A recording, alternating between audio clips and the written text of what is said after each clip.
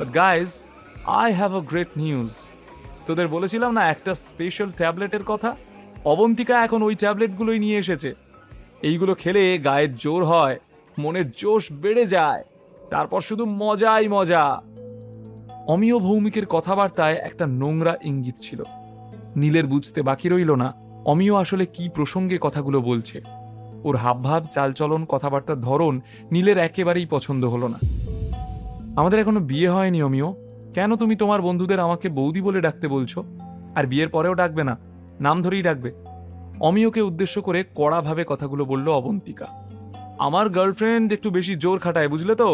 Police বলে কথা। Please তোমরা কেউ অফেন্ডেড হয়েও না। অবন্তিকার কথাগুলোকে পাত্তা না দিয়ে অমিয় বন্ধুদের উদ্দেশ্যে বলল।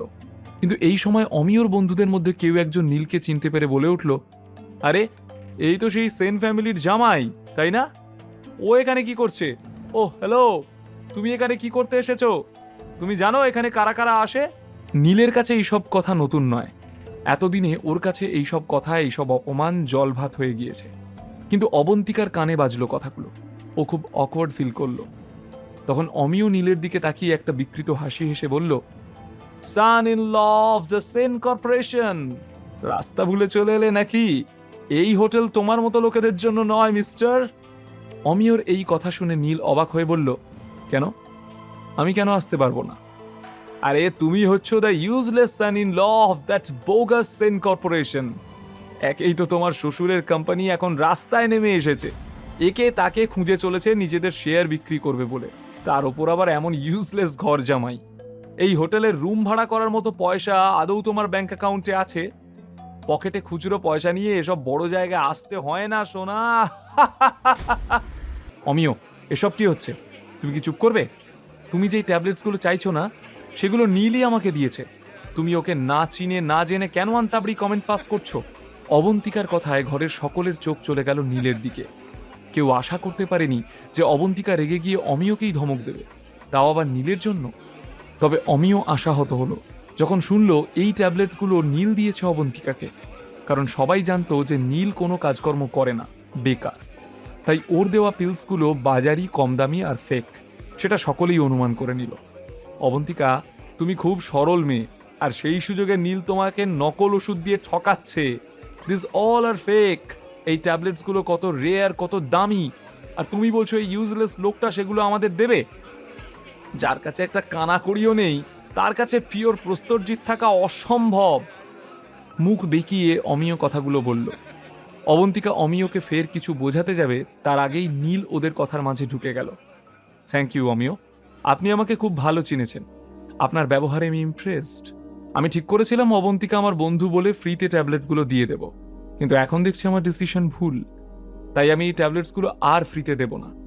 আমার এই ট্যাবলেটগুলোর যা দাম, তার থেকে 30% বাড়িয়ে এগুলো আমি বিক্রি করব। নীলের মুখে 30%-এর কথা শুনে অবন্তিকা সঙ্গে সঙ্গে বলল, কি বলছো নীল, তুমি কথার খেলাফ করছো? আসলে অবন্তিকা জানতো যে নীলের থেকে কল্লোল চ্যাটার্জি কত টাকায় এই ট্যাবলেটসগুলো কিনেছিল। তার 30% বেশি মানে তো প্রচুর। তাও নীল শান্ত গলায় অবন্তিকাকে বলল, তুমিই বলো অবন্তিকা, আমি এখানে আসার পর একটাও কথা বলিনি, কোনো খারাপ ব্যবহারও করিনি। উল্টে তোমার এই বয়ফ্রেন্ড আমাকে বেকার অপমান করছে। আমি আগেই বলেছিলাম আমার সাথে পোলাইট ভাবে কথা বলতে হবে, তবেই আমি ট্যাবলেটসগুলো দেব। সেটা হয়নি, তাই সরি, আমার কিছু করার নেই। এই যে মিস্টার, তুমি আমাকে বিহেভিয়ার শেখাবে? তোমার মতো ইউজলেস ছেলেদের সাথে কিভাবে কথা বলতে হয় সেটা আমাকে নতুন করে শিখতে হবে? অমিয় দাঁতে দাঁত চিপে আবারও বলল, আমার গার্লফ্রেন্ড একজন এক্স আর্মির মেয়ে, নিজেও অনেকবার আর্মি ট্রেনিং কোর্স করেছে। তোমার এই ফালতু ট্যাবলেটস নিয়ে অবন্তিকার কোনো জোর বাড়েনি। ওর মেন্টাল আর ফিজিক্যাল স্ট্রেংথ এমনিই যথেষ্ট ভালো। Such a fraud liar. এই বলে অমিয় নীলের একেবারে কাছে এসে দাঁড়ালো। গলাটা আরো ভারী করে বলল, আর শোনো, এরপর থেকে অবন্তিকার আশেপাশে তোমাকে যেন না দেখি, না হলে তোমার দুপা ভেঙে তোমার দু হাতে দিয়ে দেব। অমিয়র হাতের মুঠো শক্ত হলো। অমিয়র এই আচরণে অবন্তিকা ক্ষুব্ধ হয়ে বলল, অমিয়, হোয়াট ইজ দিস? নীল আমার খুব পরিচিত বন্ধু, ও আমার কথা এখানে এসেছে, এমন বাজে ব্যবহার করো না প্লিজ। অবন্তিকা, এই ছেলেটা ঢপ মারছে, লোক ঠকানোর বিজনেস শুরু করেছে। ওকে তুমি কেন ট্রাস্ট করছো? এইসব ওষুধ ফেক। তোমার কোনো এনার্জি ট্যাবলেটসের দরকার নেই। এই ট্যাবলেটস খেলে তোমার শরীরে কোনো এক্সট্রা পাওয়ার আসবে না। কড়া গলায় অবন্তিকাকে কথাগুলো বলল অমিয়। এতক্ষণে নীলও খানিকটা হতাশ হলো। এমনিতেই নীল মহিলাদের যথেষ্ট সম্মানের চোখে দেখে, সেখানে অবন্তিকার মতো এমন পুলিশ অফিসার সত্যিই বিরল, তার উপরও নীলের বন্ধু। ওকে নীল যথেষ্ট শ্রদ্ধার চোখে দেখে। এমন মানুষের এই রকম অসভ্য বয়ফ্রেন্ড থাকতে পারে?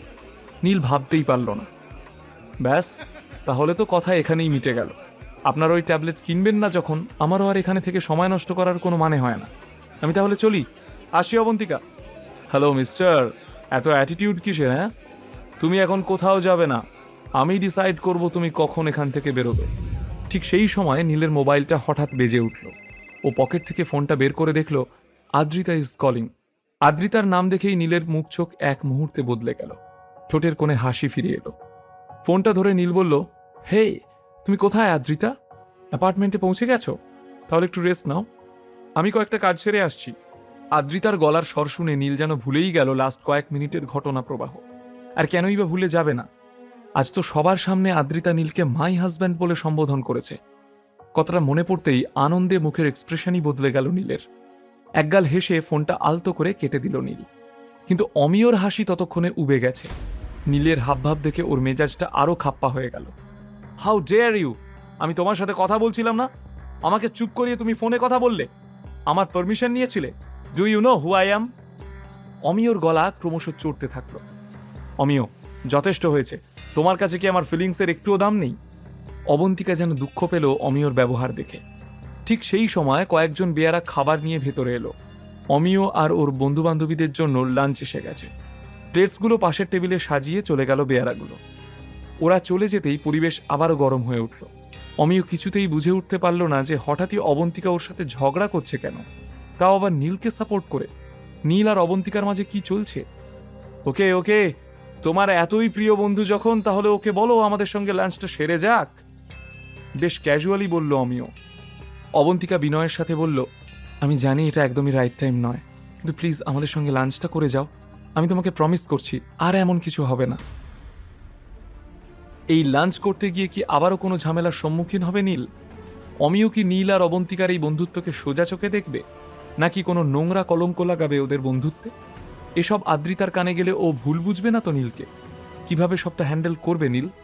বিনামূল্যে গল্প শুনতে নিচের ইনস্টল বাটনে ক্লিক করুন এবং পকেট এফএম ডাউনলোড করুন। লিঙ্কটি রয়েছে ডেসক্রিপশনে।